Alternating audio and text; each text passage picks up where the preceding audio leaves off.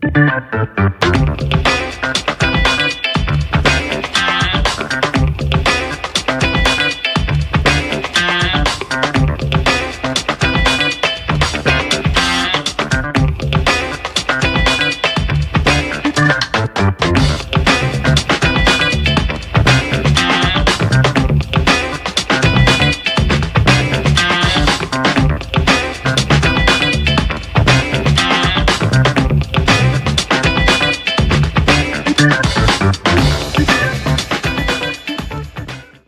the way from another continent, from Europe all the way to Australia. Hi, Noel Hart. How are you doing? Hi, Andre. It's great to see you there. It's evening here now, so the sun's gone down, and I suppose where you are, the sun's just coming up. I got up at 5 o'clock in the morning so I can make this interview with you. Yes. Okay, let's dive right into it. I love your artwork. Obviously, I have you in my portfolio. I consider you a very interesting glass blower because the way you do it is between sculpting and glass blowing, as the pieces I have back here and the pieces you have in the back. So, how did you get to become a glass blower and working with glass? Well, you know, Andre, I'm a painter originally, and I still paint a lot. So the way I approached glass was to try and find a way of painting the glass. And I've been around glass for a while, but I hadn't seen a way of doing anything I particularly liked until I discovered a very ancient form of glass called core-formed glass, which the Egyptians were doing by melting glass and wrapping it around a core of mud. And I thought, that's so primitive. I love the idea of something that's so unsophisticated, but yet so original. Right. So we, in the studio that I was helping out, we wrapped some glass around a bubble, because that was my idea, was to be able to expand it rather than wrapping it around mud. We wrapped it around a bubble and blew it out, and yeah, it looked like the idea was going to work. And at that point, it was clear that I needed to work with a team, because there was no way I could do all of this stuff myself. So the ideas became more complex, like the work you have there. And it's been like this for 20 odd years that we've been making this fairly complex painterly glass. And it's a team thing. It's not me being a glass blower. In fact, the other members of the team are the gun glass blowers. It's not me. I'm the artist, and we work in a team. Yeah, well, I'll have a nice video insert about the process, about how you're doing the piece. And I always find it very intriguing. And I remember you always telling me, because you're a painter, you actually see that original glass bulb they take out is like your canvas. And then every part of the color glass that comes on top of it is like the paint. And the great thing, what I really liked about the work, that what really happens, and it becomes multifaceted, is that the colors overlap. And therefore, especially in transparent pieces or when light comes through, it just has an incredible effect. Unfortunately, I don't have light coming through like the big blue one over there. Is absolutely awesome, because you get different aspects of your piece, which is incredible. What are you getting your inspiration from? Well, originally, in terms of the transparency of the glass, I painted in a very transparent manner. I was very interested in the work of Rembrandt, curiously, and he painted a lot of glazed painting, right? A lot of overlays of colour. And so that was the way I kind of intended to approach my own painting, and had done so for a long time. In fact, the paintings that you've had have overlays of colour, where the colour will see through from one level to another. So I approach the glass in the same way. In terms of the ideas behind my work, I'm very interested in very primitive art. the reasons why people would paint in caves, for example. The Right. connection that people that would paint in caves would be making a connection with nature. And as you know, in Europe, you've got some fantastic cave art, Right. buffaloes on walls and horses and all sorts of things. And the motivation behind that, whilst we don't exactly know why people were painting in caves, it had a lot to do possibly with the idea of increasing the availability of those species. Now, in this day and age, as an artist, I've had a very great interest in ecology, biodiversity, and extinction. We're on this planet now, this massive extinction event. So if I can apply some of those primitive notions of increase of availability of species to my work, I'm in fact working in a very similar way to the cave artists who were painting thousands and thousands of years ago. That's the basis of my ideas.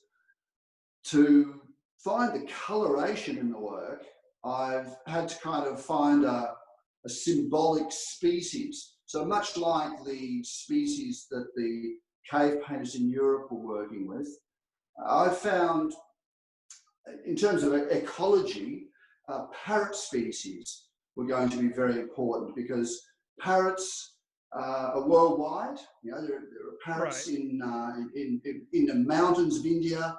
There are parrots on every continent except in Antarctica. But there are penguins that exist in islands in the Atlantic Ocean that are co-inhabiting with penguins, of all things. So parrots are a broad species. There's over 300 species of parrots. And as you understand, they're highly coloured. So I can apply my painterly technique to the coloration of species of parrots. So behind you, what I can see, for example, to your right, or what's in the left of the screen, is a piece that's a crimson rosella. So they're a species which occur around here, but they have that particular coloration. You've got a South American parrot species up in the other side of you. Yeah, that one. That's a versicolor Amazon. So that's another parrot species from South America. And the one over your right shoulder is a species to do with Papua New Guinea. So, as is the one over your other shoulder, actually. So these species occur all over the place. They all have unique colorings. So I can apply my painterly kind of effect to them. And those pieces all have the sequence of colors in them in relatively similar sequence of colors as occurs in the actual parrots. I can agree to that because I love the idea that each piece is named after a parrot. There's a sign on the bottom with date and Noel Hart and everything. And if you actually look up the parrot on the internet and you look at, the parrot and the colors of the feathers and everything, and you look at the piece, you actually can see, where you get your inspiration from. I love this. I mean, I'm a geologist I studied geology and I'm really attached to nature and so on. So I really understand the whole idea, especially how many species are going extinct right now at this moment. A lot of these things are caused by man, unfortunately. And so it's also good, besides having a nice piece, you also are having a little bit of awareness standing right next to you when you have one of your pieces.